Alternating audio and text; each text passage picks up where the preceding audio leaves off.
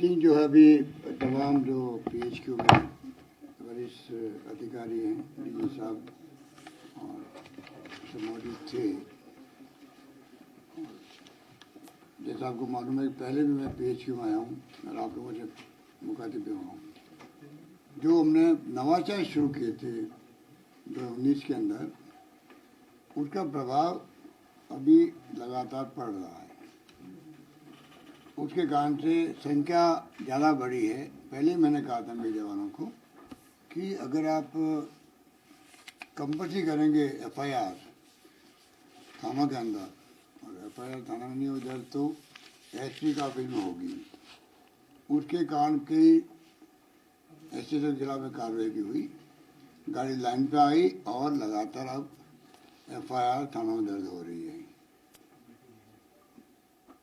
उसके कारण से संख्या बढ़ना लाजमी था, परंतु एक फरियादी को, एक आम नागरिक को न्याय मिला है कि अगर मैं जाऊंगा थाने में तो मेरी FIR दर्ज होगी। पहले कई बार शिकायत आती थी कि हमें सुनवाई नहीं हुई, वापस भेज दिया, FIR दर्ज नहीं करी, कोई बहाना कर लिया। तो अब वो बहाना वाली बात समाप्त हो गई। उसके अलावा जो महिलाओं के अत्याचार होते थे तो हमने अलग से एडिशनल SP हर जिले में उसी काम के लिए लगाया। उसका बड़ा इम्पैक्ट पड़ा। हिनिस क्राइम है, उसके लिए अलग से हर जिले में इकाई बनाई गई।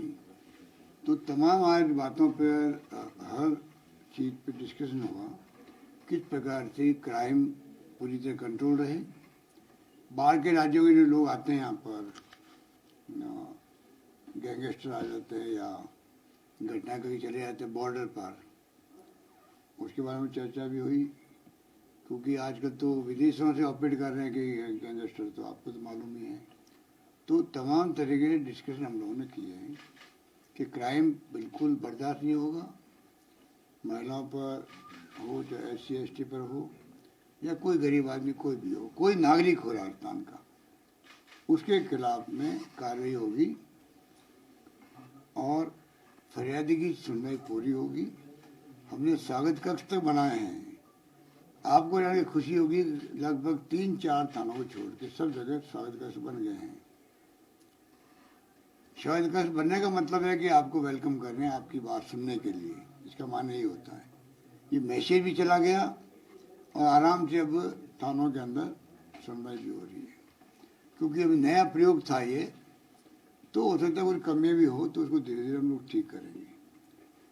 पर सबसे बड़ी बात है कि हम जो है देख रहे हैं कि पहले 156(3) में मुकदमे दायर होते रहते थे, उसकी संख्या बहुत कम होगी। अब आपको एक प्रेस नोट देंगे अभी मीटिंग के बाद में, आपके पास पहुंच जाएगा, बाद में डिटेल उसमें आ जाएगा। मोटे तौर से ये है कि ये तो उसकी संख्या कम हो गई। एक तफ्तीश का टाइम जो था, मैं आपका एग्जाम बताना चाहूँगा कि SC ST केसेज में 2018 के अंदर 231 दिन लगते थे। हमारे नए प्रयोग के बाद में अब ये 79 डेज में तफ्तीश पूरी होने लगी SC ST केसेज के अंदर। बहुत बड़ी उपलब्धि है। इन्वेस्टिगेशन टाइम जो महिला अत्याचार है प्रकरण, उनके अंदर भी टाइम कम हो गया। पहले 18 के अंदर 168 दिन लगते थे, अब 69 डेज लगते हैं। तो आप सोच लीजिए कि SC ST में तो 79 डेज हो गए, 231 दिन था। तो ये जो फैसले किए उसका बड़ा इम्पैक्ट लग रहा है हम लोगों को। और NCRB की किताब जो आती है उसमें आंकड़े आते हैं, बहुत बढ़ चढ़ के आते हैं। तो मैंने पहले भी आपको कहा, NCRB की जो बुक है उसके प्रथम पेज पे ब्रैकेट किया हुआ, बॉक्स बनाया हुआ है कि जो हम लोग कह रहे हैं उसको आप उस ऊपर नहीं ले कि कोई तुलना हो रही है, सच्चाई है। अगर आप एक पैरा पढ़ेंगे, मीडिया के साथ मैं कहना चाहूँगा वो पैरा वो पढ़ना चाहिए जो कम से कम पुलिस और होम मिनिस्ट्री को कवर कर रहा है। उससे क्या आपको अपनी स्टोरी बनाने में या आपकी जो न्यूज़ बनाने में आसानी हो जाएगी। अनावश्यक कि राजस्थान बदनाम क्यों हो, जबकि राजस्थान की स्थिति बहुत बेहतर है। नेशनल एवरेज से आप देखें तो हम लोग बहुत बेहतर स्थिति में हैं। पर फिर भी क्या होता है, फिर ऐसे आते हैं कि पता नहीं कितने, एक बताऊँ मैं आपको, इसमें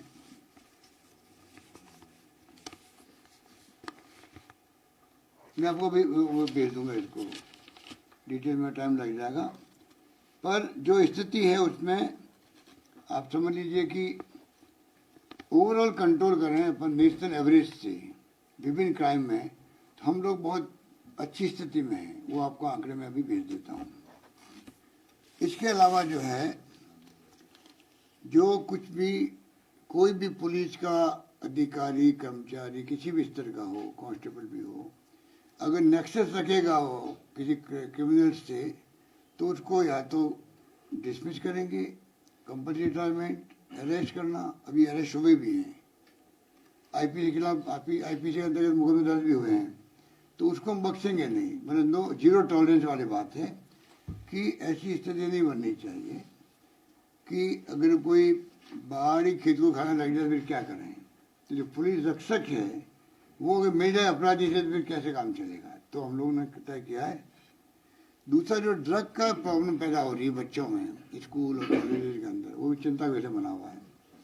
तो उसके लिए हम चाहेंगे कि एक अभियान चले, अभिभावकों तक बात जाए, शिक्षा विभाग को इन्वॉल्व करेंगे, जो कम से कम टीचर तक बात पहुंचे, और जहाँ भी डाउट लगे उनको वहाँ वो पुलिस को इतला करने तो है ही है, साथ में उनके पेरेंट्स को इतला भी करें, जिससे कि ये भी एक बड़ी प्रॉब्लम मैं समझता हूँ कि है।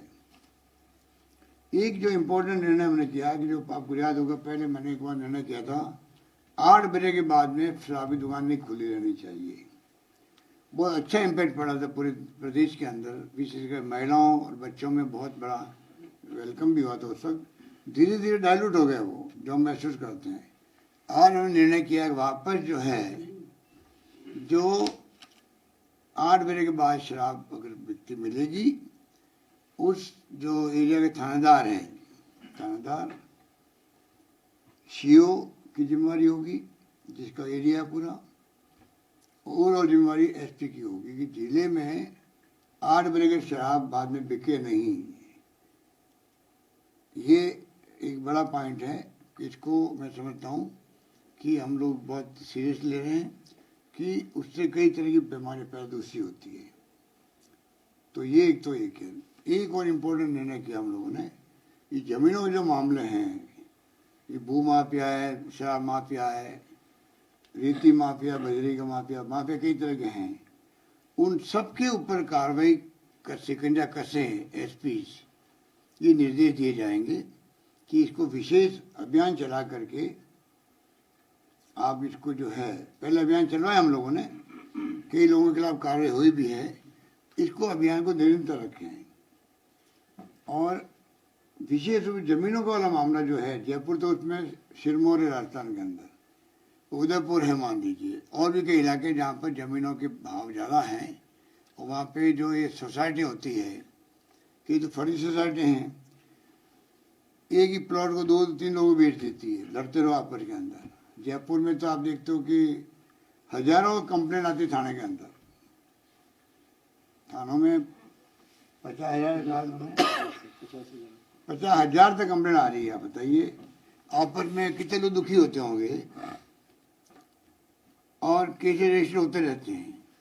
तो हमने कहा कि होम सेक्रेटरी की अध्यक्षता में कमेटी बनेगी, 2 महीने में रिपोर्ट दे देगी कि इसमें जेडीए या एलएसी और यूडीएच विभाग, कोऑपरेटिव डिपार्टमेंट और पुलिस डिपार्टमेंट सब मिलकर के जो अनुभव शेयर करके एक रिपोर्ट देंगे, उसके आधार पर कार्रवाई की जाएगी। क्योंकि ये भू माफिया पैदा इतने हो गए हैं, और कोऑपरेटिव के माफिया वो भी जो कोऑपरेटिव सोसाइटी बना के बैठे हैं, ज़मीनों लेकर के प्लॉट बेचते हैं, 1 को 2 को, वही उसी प्लॉट बेच देते हैं, डबल बेच देते हैं, और पुराने डेट के अंदर वो पट्टे बना देते हैं, जबकि रोक लगी हुई पट्टों पर। तो ये तमाम जांच भी होगी, उनके खिलाफ में कार्रवाई भी होगी। इसको हमने तय किया कि इस काम को हम लोग बढ़ाएंगे। तो मोटे रूप से तो यही बात थी। गैंगवार की घटनाएं खूब हो रही है, गैंगवार के लिए तो मैं कहना चाहूँगा कि जो घटना हुई है, तो उसमें आप देखिएगा, एक तो अभी जो लेटेस्ट हुई है सीकर वाली, उसमें सब लोगों को पकड़े जाना बड़ी उपलब्धि मानता हूँ मैं पुलिस की, और कन्हैया वाला मामला था, उस वक्त भी जो पकड़े गए दोनों, वो बहुत गंभीर घटना थी वो, उस पर पकड़े गए। बाकी भी देखिए, गलता गेट पे जो एक कारोबारी हत्या हुई थी, वो लाखों की लूट हुई थी वो, तो वहाँ भी पुलिस ने कार्रवाई की, 7 अपराधियों को गिरफ्तार किए दिल्ली से, वो आपको मालूम है। और सीकर के कोचिंग संचालक के 12 वर्षीय पुत्र को अपहरण किया, उसको बरामद कर लिया, तो वो भी बहुत त्वरित कार्रवाई हुई थी।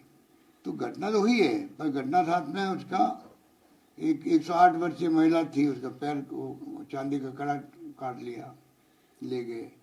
वही पुलिस ने मतलब वो उसकी किराएदार था, पूर्व किराएदार युवक को पकड़ लिया।